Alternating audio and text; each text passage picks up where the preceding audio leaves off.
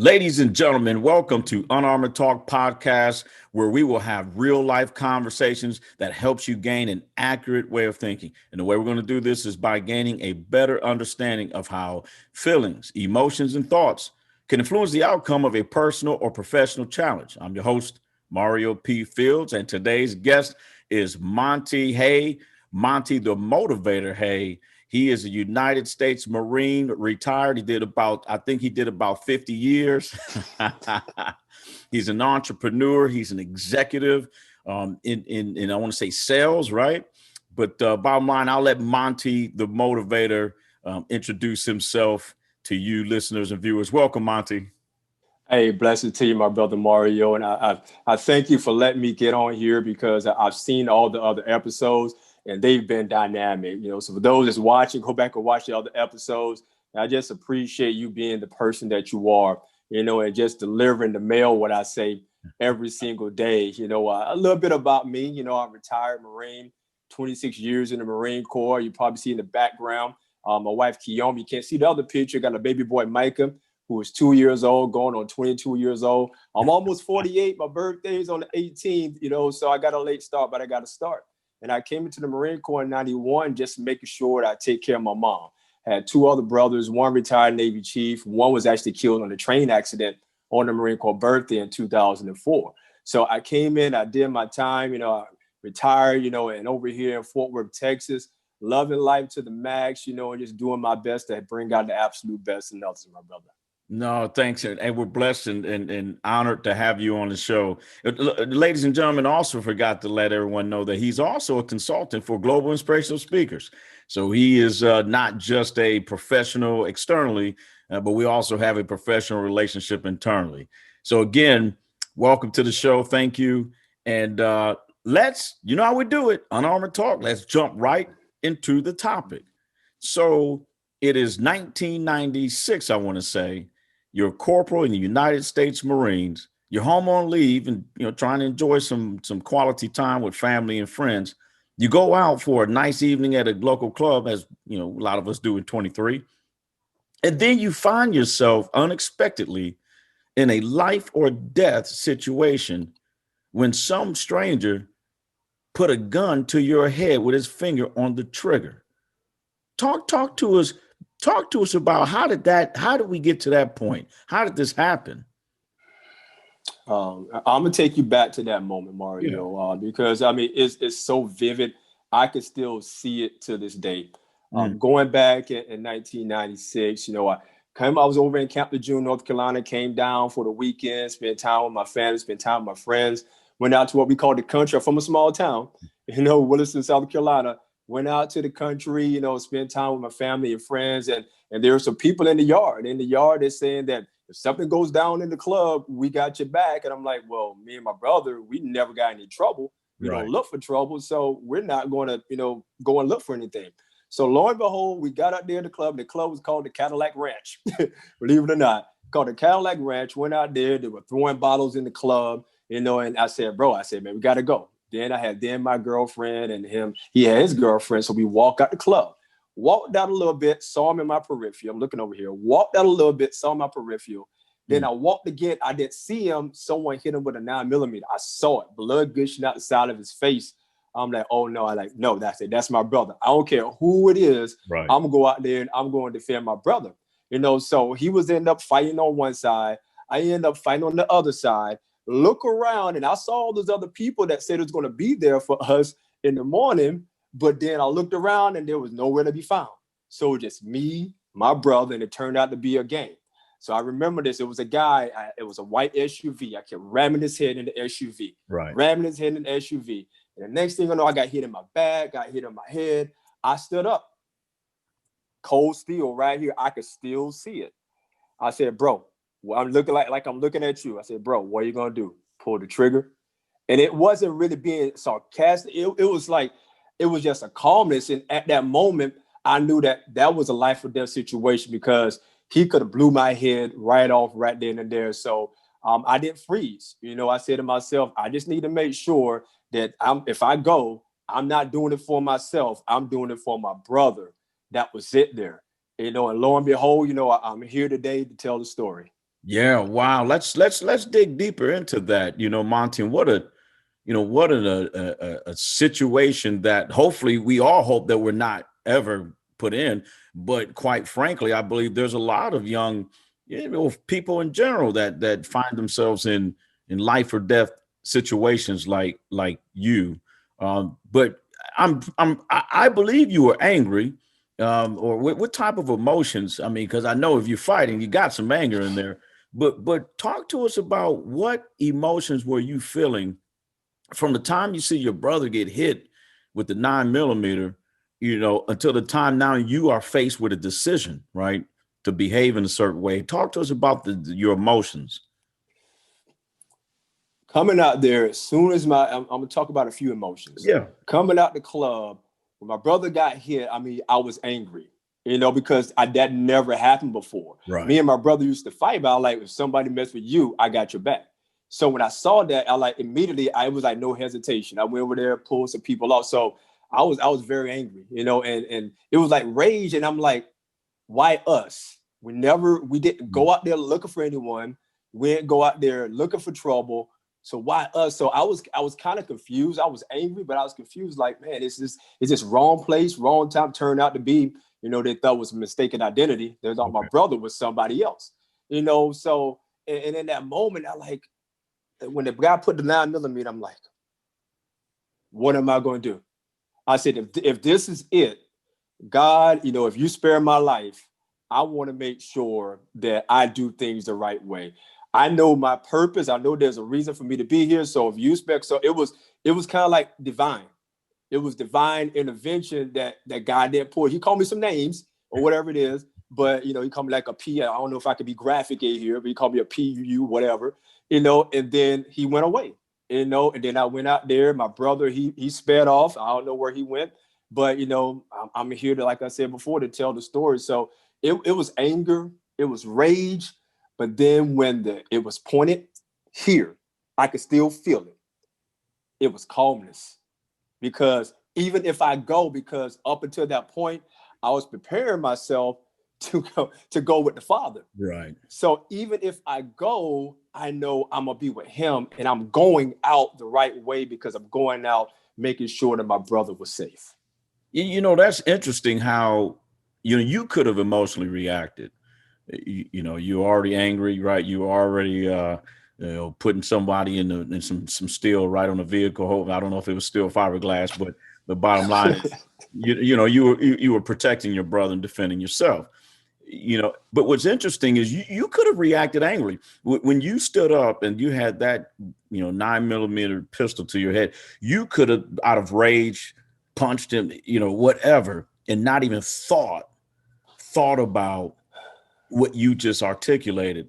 And I like how you included your faith in your thought process during this life or death situation. Um, and how you had a calmness brought to you in the midst of a crisis because of your faith. Looking back on that situation, how do you believe you would have reacted if you didn't have any faith? Talk to us. Wow. What do you imagine your behavior would have been in your thought process if you had no faith? Wow. And I'm just going to talk about this, just watching, life, I was 23, I was a corporal in the Marine Corps, and I'm like, okay, well, I've seen a lot of these situations play out, whether it's movies or TV, when someone, does the wrong thing. So I said, well, I want to be calm. So now to this day, I'm like, I wonder what would have happened if I would have grabbed a gun. Mm. What would have happened if I would have flinched? What would have happened if I just ran away? I was ran scared, and I'm like, I'm never scared. I'm gonna look at death in the eyes, and I'm like, what? I didn't have a family. I wasn't married at the time.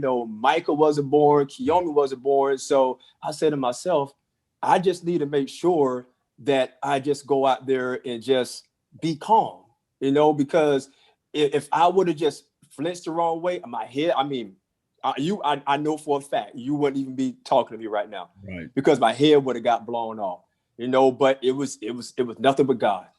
It was nothing but God, because I've never been in a situation like that before in my entire life, where my life and my death and my future, every single thing that I want to do in my life could be gone away. Right. Just like that.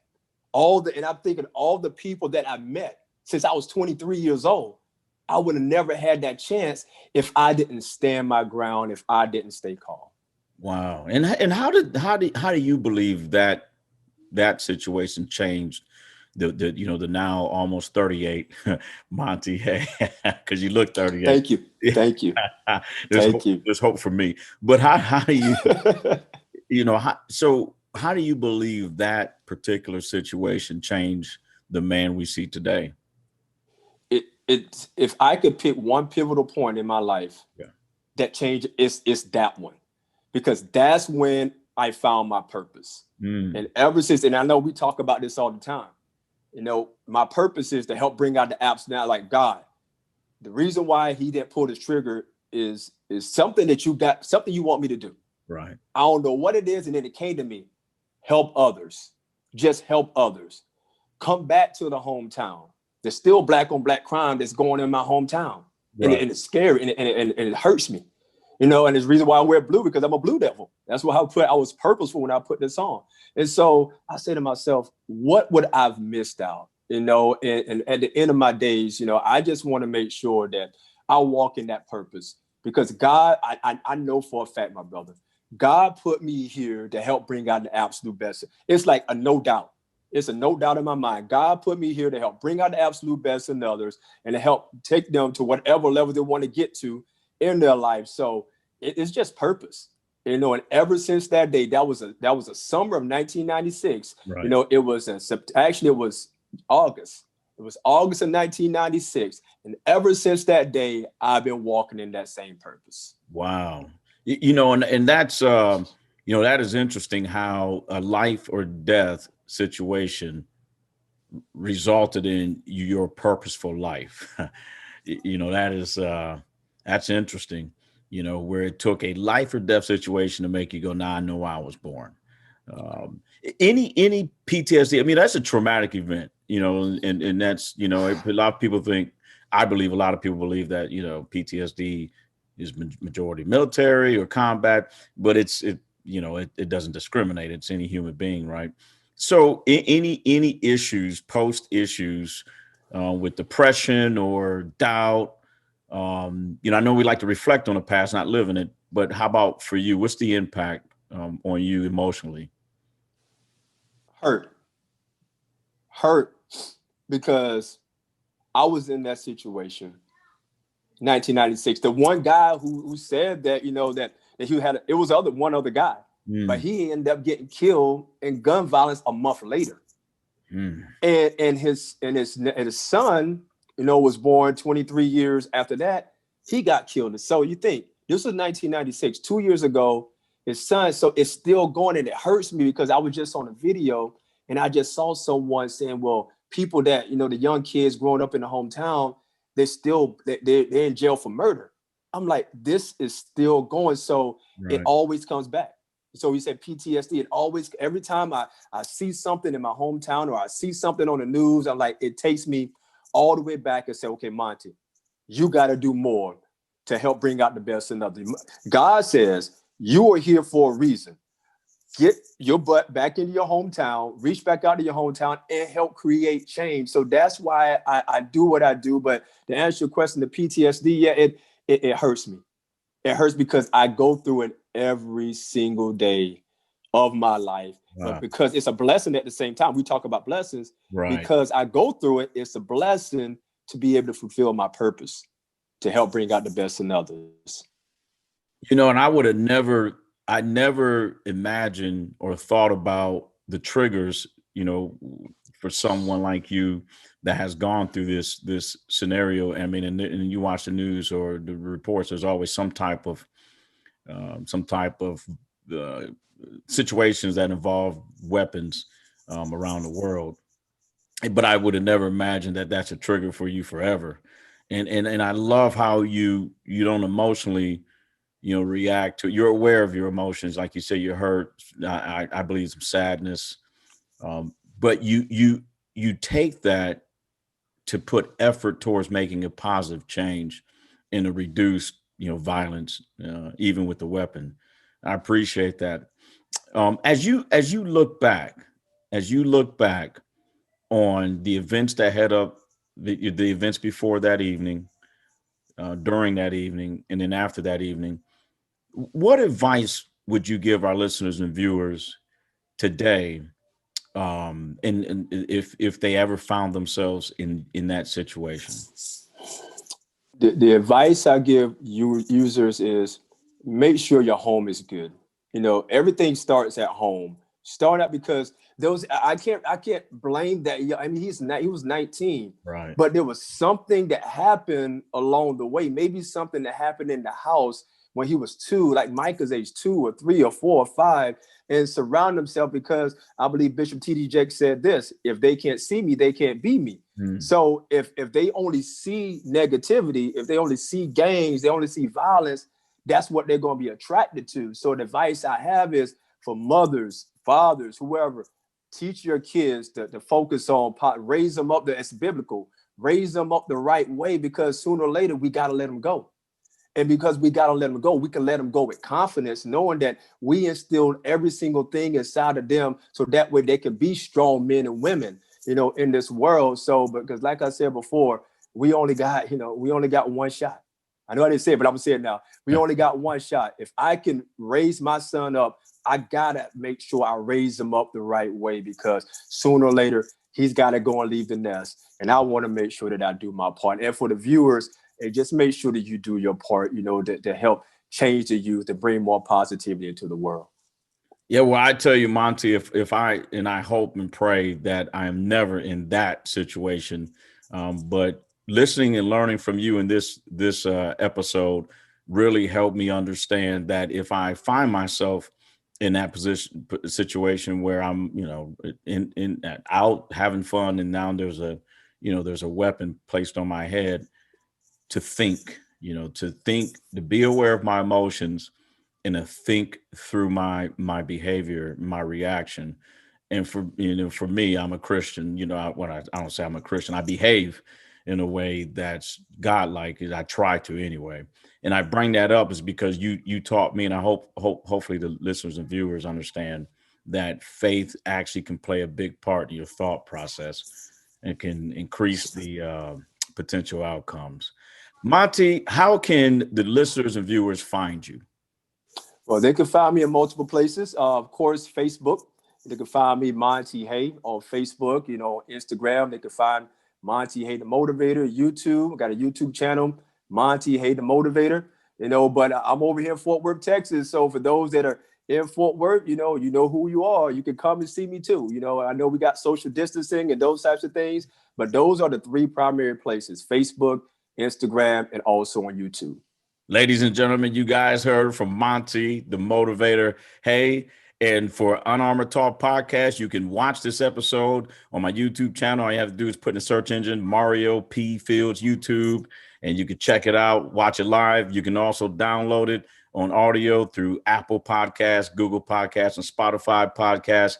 Again, leave us a rating and review. Even if it's a 1 star, help us get better. But until next time, I'll see you guys later.